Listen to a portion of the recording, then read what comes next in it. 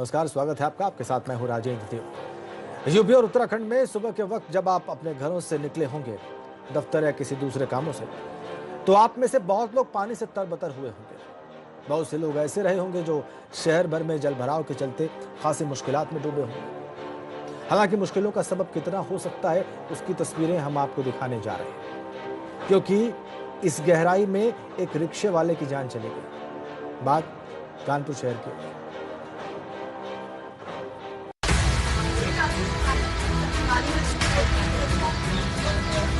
बीच मझधार में फंसी कार,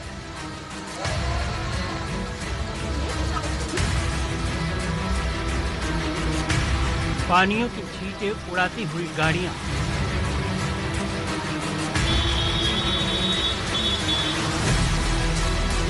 पानी के नीचे गड्ढों से जूझती बाइक,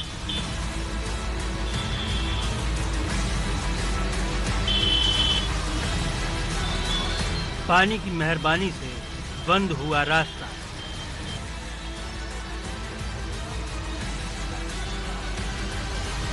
और शहर की मुश्किलों को ट्रैक्टर से नापती मेयर।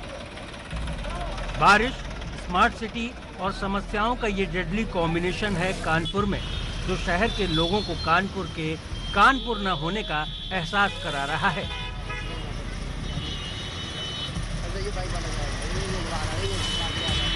विकास के वादों से शहर के लोग उतना नहीं डरते होंगे जितना आसमान में काले बादलों के आ जाने और बरस जाने से डरते हैं। जी, ये तंज ही है। शहर के जिन रास्तों को वो अपनी बदकिस्मती मानकर व्यवस्थाओं को कोसते हुए सुकून से आम दिनों में गुजर जाते रहे होंगे, वो रास्ते पानी की चादर के नीचे जानलेवा हो जाते हैं। ये हाल किसी एक इलाके का नहीं है, बल्कि हर चौराहे का है। इन चौराहों की एक एक तस्वीर आपको दिखाते हैं। सबसे पहले बड़े चौराहे का हाल देखिए। बारिश ने कानपुर स्मार्ट सिटी की पोल खोल कर रख दी है और एबीपी गंगा आपको कानपुर की उन तस्वीरों से रूबरू कराएगा जो स्मार्ट सिटी होने का दम भरता है कानपुर। वहां पर किस तरह से बारिश में जो सड़कें हैं वो जलमग्न हो गई हैं, टापू में तब्दील हो गया पूरा कानपुर। हम इस वक्त जो पहली तस्वीर है ये आप देखेंगे, ये फजलगंज चौराहे की तस्वीर है। यहाँ से बगल में फजलगंज चौराहा है और एक तरफ मरियमपुर चौराहा है। ये चौराहे पर काफी वक्त हो चुका है जब पानी बंद, बावजूद उसके जो पूरी सड़कें हैं वो जलमग्न है। दूसरी तरफ आप देखेंगे तो जहाँ पर कानपुर में मेट्रो का चलाने का दम भरा जा रहा है, मेट्रो चलने को तैयार है, बढ़ती तेजी से काम हो रहा है, तो वहाँ पर ये शहर जो है वो बारिश के बाद किस तरह रेंग रहा है। शहर के एक इलाके का हाल ये नहीं है। अब जरा गोविंद नगर के चावला मार्केट की तस्वीर भी देख लीजिए। अब हम कानपुर के चावला मार्केट में पहुंच चुके हैं। गोविंद नगर का ये एरिया है और कानपुर साउथ का काफी पॉश एरिया कहा जाता है। यहाँ पर जो तस्वीरें हैं वो देखेंगे कि अभी भी बारिश रुके काफी समय हो गया है, लेकिन यहाँ पर जो पानी है वो भरा हुआ है। और सबसे हैरान करने वाली बात ये है कि ये कानपुर साउथ की एक बड़ी बाजार है, ये पूरा बाजार का एरिया है। और आप मेरे दाएं तरफ देखेंगे किस तरह से यहाँ पर दुकानें जो हैं वहाँ पर लोग जो है वो खड़े हुए हैं। अब उनके दुकान तक जो कस्टमर्स हैं वो नहीं पहुँच पा रहे, तो वहीं दुकानों के अंदर भी जब पानी बढ़ता है तो उसके बाद पानी पहुँचा। अगर अब भी मन नहीं भरा हो तो किदवई नगर पुलिस स्टेशन के सामने की तस्वीर भी आपको बहुत कुछ समझा जाएगी। हर एक चौराहे की तस्वीर आपको एबीपी गंगा दिखा रहा है। और अब हम लोग किदवई नगर थाने के सामने जो चौराहा है किदवई नगर के पास, वहाँ पे मौजूद है। है ये साकेत नगर से किदवई नगर की मेन रोड है, यानी जो दक्षिण का एक पॉश एरिया है वहाँ की ये मुख्य मार्ग है। और यहाँ की जो तस्वीरें हैं वो देखकर आप अंदाजा लगा सकते हैं कि जब मुख्य मार्ग की हालात ये हैं तो जो इसके लिंक रोड होंगी वहाँ के क्या हालात होंगे। देख सकते हैं कि किस तरह से जो बाइक सवार हैं उनको यहाँ से निकलने में कार हैं वो आधे से ज़्यादा डूबी जा रही हैं। लंबी कारों की जो लाइनें हैं वो लगी हुई है। तो दूसरी तरफ आपको दिखाना चाहेंगे कि ये लोडर जो है उससे आप अंदाजा लगा सकते हैं कि किस तरह से यहाँ पर पानी भरा हुआ है। मेन शहर से अलग अब वो रास्ता आपको दिखाते हैं जो रास्ता कानपुर दक्षिण को इससे जोड़ता है। कानपुर में जरा सी बारिश में ही पूरा शहर जो है टापू बन जाता है, लेकिन कुछ ऐसी जगह हैं जहां पर सबको पता है कि जैसे ही बारिश होती है जलभराव हो जाता है। बावजूद इसके साथ नगर निगम जो है वो इस पर ध्यान नहीं देता है। हालांकि जूही का ये खलवा पुल जो है वो कानपुर दक्षिण को शहर से जोड़ने का एक मुख्य मार्ग है। लोग जो शहर की तरफ जाते हैं वो इसी मार्ग से जाते हैं, लेकिन यहाँ के आलम ये होते हैं कि यहाँ पर कई फुट ऊपर तक पानी भर जाता है, जिसको लेकर कई तरह के नगर निगम की तरफ से पंपिंग सेट भी लगाए गए हैं और कई तरह की जो यंत्र है वो लगाए जाते हैं कि यहाँ पर पानी ना भरे और किसी को आने जाने में कोई समस्या का सामना ना करना पड़े।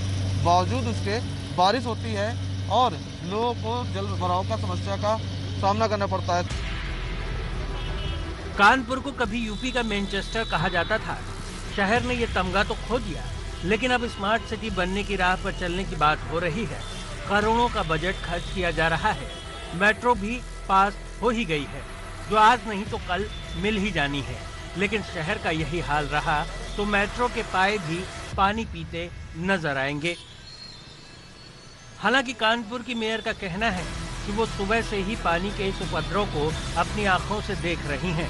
दिलचस्प ये है कि पानी ने उन्हें अपनी पारंपरिक सवारी को छोड़ने पर मजबूर कर दिया। सवारी के तौर पर उन्हें निगम का ट्रैक्टर ही सच्चा साथी नजर आया। आज आप ट्रैक्टर से बाहर निकली, कानपुर एक स्मार्ट सिटी है, यहाँ पर आप ट्रैक्टर से बाहर निकली तो क्या मैसेज देना चाहते हैं? ट्रैक्टर भी तो एक सवारी है, ट्रैक्टर तो शाही सवारी है। पानी में भी सूखे में गिरा तो मैं इससे निकल गई, क्योंकि गाड़ी अगर कहीं मेरी रुक जाती तो आप ही लोग छापते, इसलिए मैं 4 बजे करीब 6 बजे से ट्रैक्टर से घूम रही हूँ। कानपुर मेट्रो सिटी का दम भर रहा है, ऐसे में ट्रैक्टर तो महानगर के अंदर प्रमिला पांडे जो मेयर है उनको ट्रैक्टर भी एक सवारी है, किसानों की सवारी है। किसान की बेटी हूँ, इसलिए ट्रैक्टर मुझे पसंद है, इसलिए मैंने मंगाया। जल भराव की समस्या है, गाड़ियाँ यही देखने के लिए के नाम पे करोड़ों का बजट दिया गया कि ड्रेनेज सिस्टम ठीक किया जाएगा। उसके बाद भी आज जब बारिश हुई है तो पूरे कानपुर की सारी सड़कें जो है वो भरी है, कोई एक सड़क नहीं। मैं जा रही हूँ, मैं सब जगह देखने जा रही हूँ। कानपुर शहर की तस्वीरें स्मार्ट सिटी की सोच पर ही पानी फेर देती हैं। सिस्टम सुधारने की मंशा शहर का क्या हाल बनाकर रखती है, इसकी कलई असल में कुदरत ही खोलती है। बाकी अफसरों का क्या है वो फील गुड कराना बखूबी जानते हैं।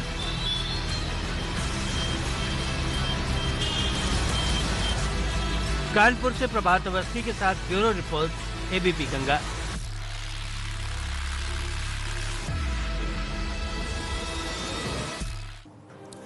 आगे बढ़ते हैं। उत्तर प्रदेश और उत्तराखंड बाढ़ की त्रासदी झेलने को मजबूर है। यहाँ नदियों का उफान गांवों की जिंदगी लील गया है। जान बचाने के लिए लोग ऊंचे ठिकानों पर शरण ले चुके हैं और अब उन्हें सरकारी मदद का आसरा है।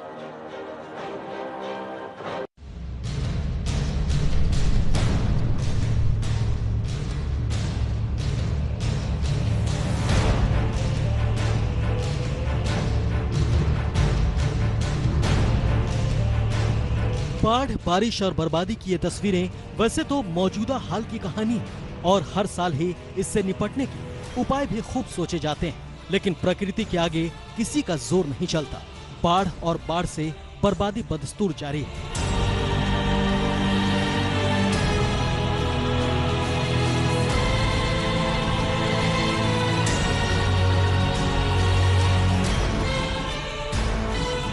सबसे पहले देखिए लखीमपुर खीरी में शारदा नदी का उफान।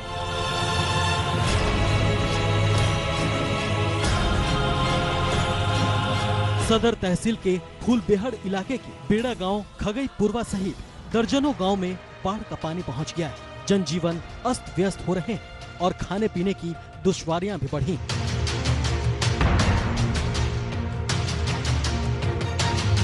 उधर वाराणसी में गंगा के जलस्तर में लगातार बढ़ोतरी हो रही है। गंगा की धारा यहां घाटों की सीढ़ियों के ऊपर आ चुकी है। कई घाटों का आपसी संपर्क टूट चुका है। आरती देखने का वीआईपी मंच जलमग्न है और अब परेशानियां भी बढ़ने लगी। वाराणसी में मोक्षदायिनी का उफान जारी है। आप देख सकते हैं 1 सेंटीमीटर प्रति घंटा की रफ्तार से जलस्तर की बढ़ोतरी हो रही है और लगातार ये गंगा का जल घाट की सीढ़ियों के ऊपर अब बढ़ता हुआ आप देखिए कई घाटों का आपसी संपर्क मार्ग पूरी तरह से टूट चुका है। आप देख सकते हैं इन घाटों से चलकर कोई भी जो व्यक्ति है वो घाट से घाट होकर दूसरे घाट तक जा सकता था, लेकिन गंगा के जलस्तर की बढ़ोतरी की वजह से पूरी तरह से इन घाटों का आपसी संपर्क मार्ग बाधित हो गया है और अब गंगा घाट की सीढ़ियों के ऊपर की ओर बढ़ती हुई। आपको बता दें कि प्रशासन बाढ़ के मद्देनजर पुख्ता इंतजामों के दावे कर रहा है। स्थिति यह है कि अगर प्रशासनिक दावों पर गौर कर लें तो बाढ़ राहत चौकियों को अलर्ट कर दिया गया है, एनडीआरएफ की तैनाती कर दी गई है और इसके साथ ही जो बाढ़ राहत कैंप हैं वहां पर पूरी सतर्कता के साथ अलर्ट मोड पर अधिकारियों को रख दिया गया है।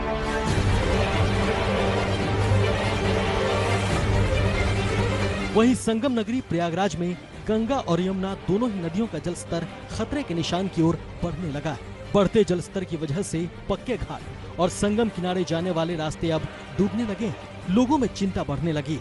दरअसल उत्तराखंड से गंगा में और मध्य प्रदेश में यमुना की सहायक नदियों में भारी मात्रा में पानी छोड़ा गया है, जिसके चलते यहाँ हालात काफी खतरनाक होते जा रहे हैं।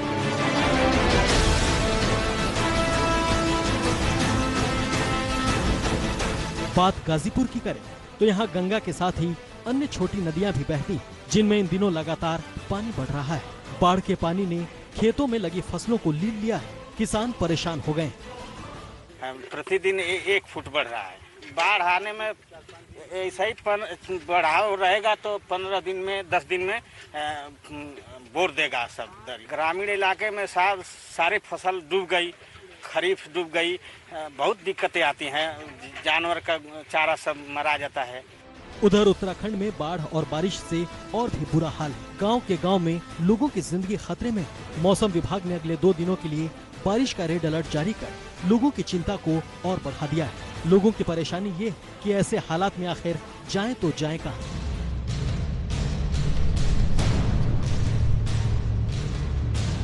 Bureau report, ABP Ganga.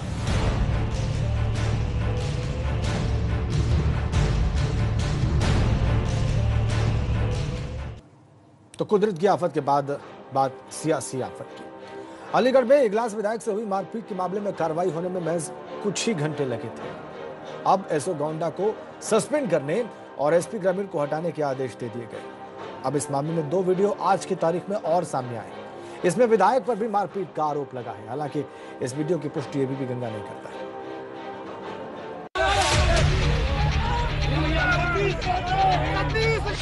मारने के लिए एक विनय देवकर और एक खुद सैनी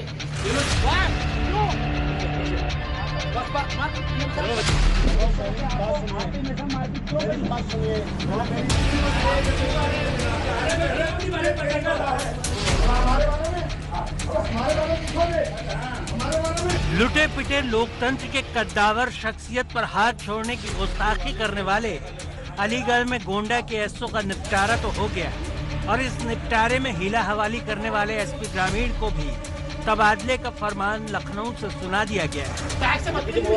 कोई बदतमीजी नहीं करता। आप चलिए अलीगढ़ बात करेंगे, कार्रवाई कराएंगे। विहिप कार्यकर्ता के खिलाफ कार्रवाई को लेकर शुरू हुए खाकी बनाम खादी के इस संग्राम में कई पेच हैं जो अभी अनसुलझे हैं और इसे लेकर अब तरह तरह के सबूतों के सामने आने का दावा किया जा रहा है। हालांकि इन सबूतों को लेकर एबीपी गंगा ये साफ कर देना चाहता है कि वो इनकी तस्दीक नहीं करता। एसओ और एसपी ग्रामीण पर कार्रवाई भले ही हो गई हो, लेकिन अब जो वीडियो सामने आए हैं वो बताते हैं कि इस मामले में कुछ तो पर्देदारी है, कुछ तो ऐसा है जो विधायिका या कहें कि विधायक साहब की तरफ से भी बताया नहीं गया। हमारे बारे में पूछोगे, हमारे बारे में पता करना जाके तो रहे पे पता कर।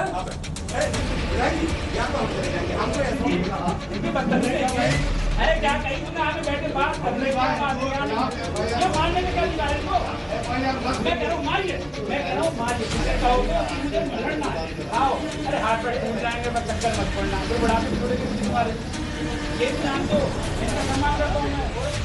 भयंकर बदजुबानी से लबरेज एक एसओ की इस गुस्ताखी और विधायक के साथी के बीच ये ताल्लुक यूं ही नहीं है, बल्कि आपस में तू मैं के इस शोर शराबे में एक गहरा सन्नाटा उस मारपीट का है जिसका इल्जाम विधायक के ऊपर है और ये इल्जाम लगाया है गोंडा के थाना अध्यक्ष।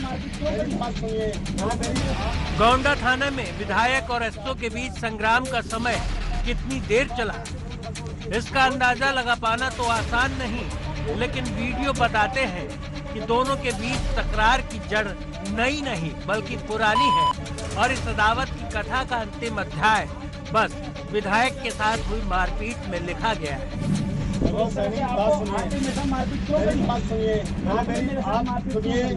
जब से आपने चार्ज किया है, एक ही कार्यकर्ता का सुबह पैसे रोज बटोर के कोई दूसरा काम नहीं हो रहा थाने के अंदर। वो बात आप जो भी फैसला कराते हो, बात सुनिए, जब भी फैसला कराते हो, अरे जायका फोन आया, ठीक है 5,000 बढ़ा दो, 20,000 रुपए लोन से आप कुछ भी फैसले 20,000 रुपए लोन। यानी कि यार अच्छा हमने थाने फोन किया, मैंने फैसला कर रहा है कार्यकर्ता तो फैसला करा दीजिए, पर इसका मतलब ये नहीं है कि आप उनसे पैसे लो। आप जो है तो हमारे पेट्रोल का खर्च कौन देगा भाई? हम तो पकड़ के लाए भाई, अब मेरा एक भी काम कार्यकर्ता कर रहे हो नहीं क्या मुझे फिर मेरे पे क्या करूं? नहीं कार्यकर्ता आप मुझे आप एक बात बताओ, हर चीज को आप हल्के से लेते हो। आप आगे मेरी वर्दी काट रहे हैं, मेरे कार्यकर्ता आगे मेरी वर्दी काट रहे हैं, अरे आप जो चाहे मेरे साथ कर दीजिए। आप सरकार अरे आप हमारे साथ भी कर दीजिए, हम तैयार बैठे हैं, आप हमें बंद कर दीजिए। आप अरे हमें जनता हमें अपना कर्तव्य तो पता है, आप हमें कर्तव्य तो पता है थाने पे गुस्से मारपीट करेंगे आप हमारे साथ जो आपको करना आप हमारे साथ कर दीजिए, हम कर लेंगे, लेकिन आपने मारपीट क्यों करी है? ये वीडियो पुलिस की तरफ से सामने आए हैं ऐसा बताया जा रहा है। हालांकि एबीपी गंगा इस वीडियो की पुष्टि नहीं करता। क्या तो हम चले जाएंगे, हमको अरे क्या कहीं तुमने आगे बैठ के बात करने का ये मारने का क्या दिला है? मैं कह रहा हूँ मारिए, मैं कह रहा हूँ मारिए,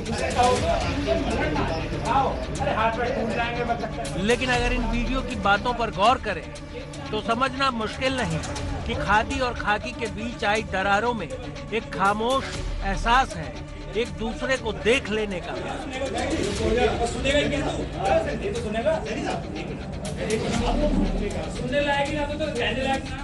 और ये देख लेने का एहसास एक दूसरे की अनदेखी से ही जन्मा है। हमारे बारे में पूछोगे, हमारे बारे में पता करना जाके तो नहीं पे पता कर या तो हम चले जाएंगे, हमको सत्ता, विधायिका या संगठन से टकराव का जोखिम अफसरशाही तो ले लेती है, लेकिन खाकी कभी खादी से सीधे टकराने का दुस्साहस नहीं करती, बल्कि कहा तो यहाँ तक जाता है कि खाकी खादी के इशारे पर ही काम करती है। ऐसे में अलीगढ़ के गोंडा की ये कहानी एक नयापन ही।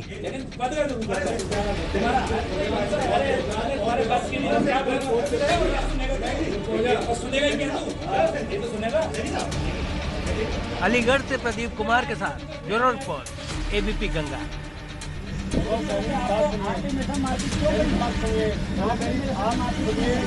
जब से आपने चार्ज किया है,